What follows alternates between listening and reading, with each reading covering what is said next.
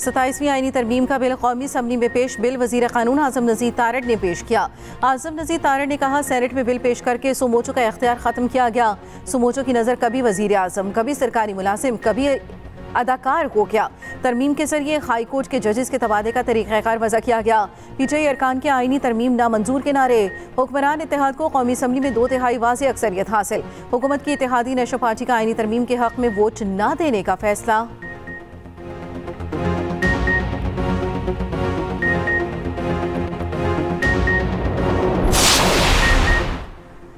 आज जमहूरियत के लिए सोग का दिन है। दुनिया के किस मुल्क में सदर के पास सस्ता है? चेयरमैन पीटीआई बैरिस्टर गोहर का कौमी असम्बली में इज़हार ख्याल। कहा, कानून के सामने जवाबदेह होना ही जमहूरियत है। आइन में तरमीम एक हसास मामला होता है। इस तरमीम को होमबाकू तरामीम कहते हैं। एक न्यूक्लियर स्टेट के सरबरा बाहर बैठकर अप्रूवल करा रहे हैं।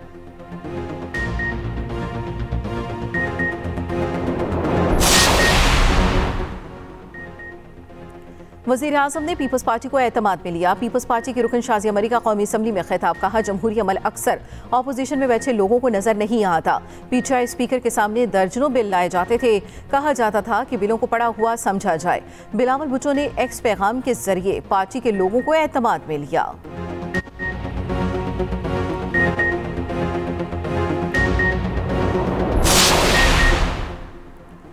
वज़ीर आज़म शहबाज शरीफ की अफगानिस्तान को एक बार फिर अमन की पेशकश। कहा, अफगान दहशतगर्दों के खिलाफ कार्रवाई करे तो ताउन के लिए तैयार हैं। अफगानिस्तान को समझना होगा टीटीपी की हिमायत से अमन हासिल नहीं होगा। वज़ीर आज़म शहबाज शरीफ का बैनुल पार्लिमानी स्पीकर्स कॉन्फ्रेंस से खिताब।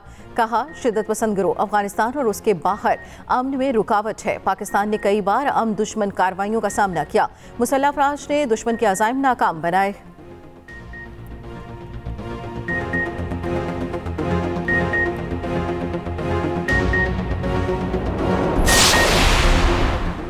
पाकिस्तान को मौसमियाती तब्दीली का संगीन खतरा दरपेश। पाकिस्तान माहौलियाती तब्दीली से शदीद मुतासिर है। आलमी इदारे कमज़ोर होते जा रहे हैं। नायब वज़ीर आज़म इसहाक़ डार का मार्गला डायलॉग की इफ्तिताही तकरीब से खिताब। कहा, सलामती कौंसिल बुनियादी जिम्मेदारी अदा करने में नाकाम है। माहौलियाती तब्दीलियों में पाकिस्तान का हिस्सा न होने के बराबर है।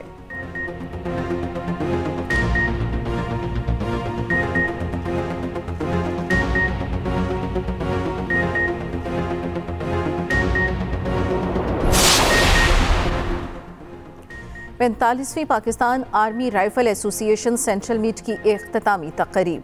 ISPR के मुताबिक army chief field marshal Syed Asim Munir की बतौर मेहमान खुसूसी शिरकत। 45वीं PARA सेंट्रल मीट में 2000 से ज़ायद शूटर्स ने हिस्सा लिया। पाक फौज ने तीसरी inter services combat shooting championship जीत ली। फील्ड मार्शल सैयद आसिम मुनीर ने शुरका की बेहतरीन निशानाबाजी को सराहा। कहा, निशानाबाजी में महारत फौजी तरबियत का बुनियादी मकसद होना चाहिए।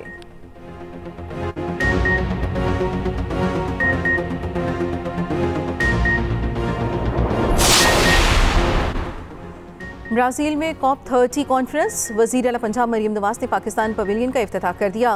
न्यूजीलैंड की साबिक वज़ीर आज़म जसिंड्रा ऑर्डन भी मरियम नवाज के साथ थीं। मरियम नवाज और जसिंड्रा ऑर्डन की मुलाकात। वज़ीर आला ने माहौलियाती चैलेंजेस से निपटने की हुकूमती हिकमत अमली से आगाह किया। जसिंड्रा ऑर्डन ने कहा, आपने मुख्तसर वक्त में माहौलियाती बेहतरी के लिए जुर्रतमंदाना इक़दाम किए। मरियम नवाज ने जसिंड्रा ऑर्डन की अवामी खिदमात को खिराज तहसीन पेश किया।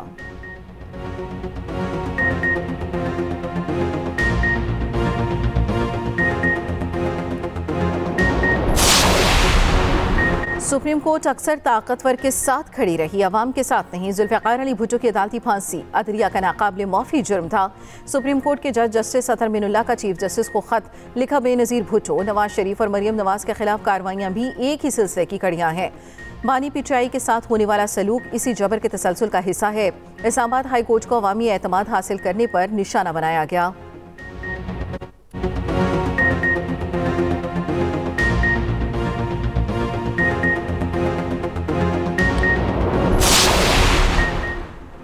वाना कैडेट कॉलेज के अंदर मौजूद 3 खारिज के खिलाफ ऑपरेशन जारी।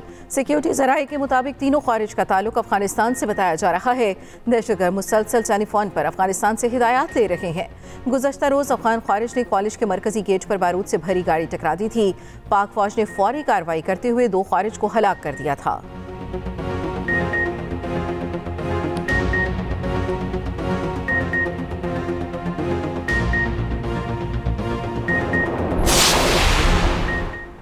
भारतीय फॉल्स फ्लैग ऑपरेशंस की तारीख फिर बेनकाब। हर बड़े हमले के पीछे खुद भारतीय हाथ सामने आने लगे।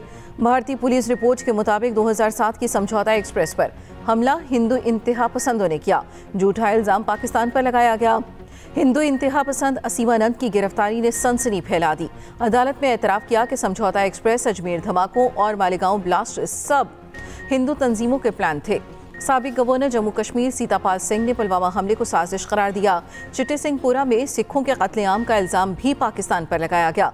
दिल्ली की अदालत ने दोनों पाकिस्तानी शहरियों को बरी कर दिया। दिफाई माहिरीन के मुताबिक उड़ी हमला भी अंदरूनी मनसूबाबंदी का हिस्सा था।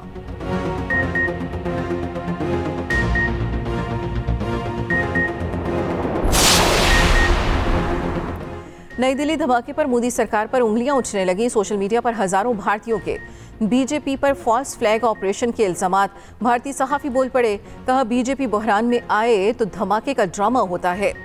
शानली शुक्ला कहती हैं, दहशतगर्दी का इल्जाम पाकिस्तान पर डाल दिया जाता है। रुकन पार्लियामेंट पर्दिवात ने कहा, दिल्ली धमाका बिहार इलेक्शन से पहले सियासी इक़दाम था। सहाफ़ी रवि नैयर कहते हैं, बिहार इलेक्शन में बीजेपी की पोजीशन कमज़ोर है। मज़ीद ऐसे धमाकों की तवक्को है।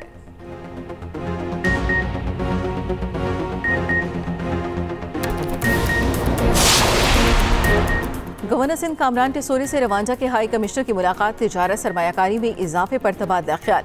गवर्नर सिंध कामरान टिसोरी कहते हैं, रवांडा के साथ वफूद के तबादले और तिजारती सरगर्मियों में इजाफा चाहते हैं। इससे खित्ते में मुआशी ताउन मजीद वसअत पाएगा।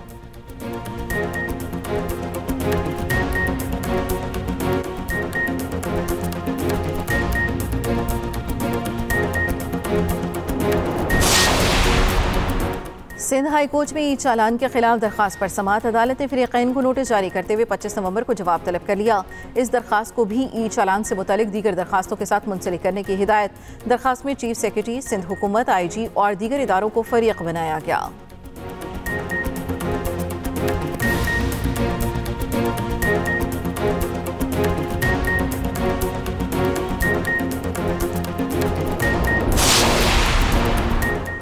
और पाक श्रीलंका वनडे सीरीज आज से शुरू होगी। मैच दोपहर 2:30 बजे रावलपिंडी स्टेडियम में शुरू होगा। दोनों टीमों के दरमियान 157 वनडे खेले गए। 93 पाकिस्तान और 59 श्रीलंका ने जीते। पाकिस्तानी टीम की क़यादत शाहीन शाह अफरीदी और श्रीलंका के क़ायद चिराग आसालिंका होंगे।